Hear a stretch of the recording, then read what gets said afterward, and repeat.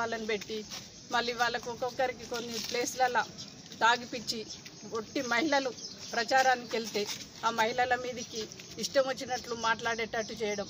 అంటే ఇప్పటి వరకు మాకు గత 6 సార్లు కూడా ప్రచారం చేసేటప్పుడు ఇట్లాంటివి ఎప్పుడూ జరగలేదు. 2004లో ప్రచారం చేసేటప్పుడు కూడా అసలు ఇట్లాంటివి ఎప్పుడు జరగలేదు. ఇప్పుడు ఇట్లాంటివి జరుగుతున్నాయంటే ఇది మన ప్రభుత్వమా, అసలు మన తెలంగాణలో ఉన్నామా, మనం పాకిస్తాన్లో ఉన్నామా అట్లా అనిపిస్తుంది మాకు. ఇప్పుడు ప్రచారం చేసేటప్పుడు ఇట్లాంటి ప్రభుత్వాన్ని బొందబెట్టాలని మేము అనట్లేదు, ఇప్పుడు ఉన్నటువంటి హుజురాబాద్ ప్రజలందరూ కూడా అంటున్నారు. కాబట్టి ఇప్పుడు పువ్వు గుర్తు కోటేసి అత్యధిక మెజార్టీతో గెలిపిస్తామంటున్నారు. ఒక హుజురాబాదే కాకుండా తెలంగాణ ఉన్నటువంటి మొత్తం ప్రజలు హుజురాబాద్ వైపే చూస్తున్నారు. మరియు ఇక్కడ ఉన్నటువంటి ప్రజలు ఏమంటున్నారంటే మనం ఆత్మ గౌరవం కోసం నిలబడదాం, ఆత్మ గౌరవం కోసం ఓటేస్తామమ్మా, మీరు అస్సలు తిరగకండి ఈసారి అని అంటున్నారు. కానీ మేము చెప్పే బాధ్యత కాబట్టి మేము వచ్చి మీకు పువ్వు గుర్తు చెప్తున్నామమ్మా అని చెప్తున్నాము.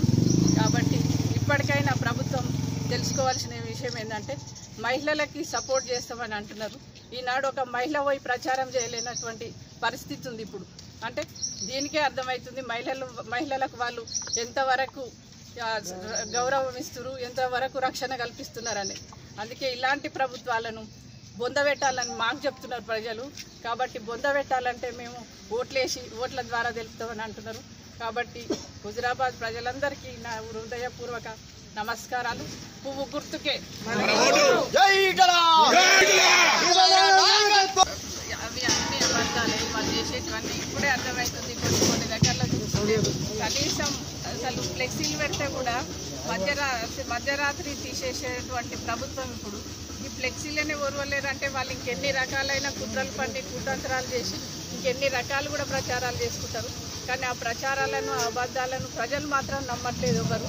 ఎందుకంటే ఈటల రాజేందర్ గారు అట్లాంటి ఉద్యమ నాయకుడినే ఇవాళ మోసం చేసి బయటికి పంపించినటువంటి ఈ ప్రభుత్వము ఇంకెట్లాంటి మోసాలకైనా పాల్పడుతుందని ప్రజలు చెప్తున్నారు మాకు, మేము కాదు చెప్పేది. అంటే చాలా మందికి అపోహ ఉన్నది, ఈటల రాజేందర్ గారు పోటీలో ఉండట్లేదు, జమున గారే ఉంటున్నారని చెప్పి అంటున్నారు. అది ఎంతవరకు మీకు ఉంది?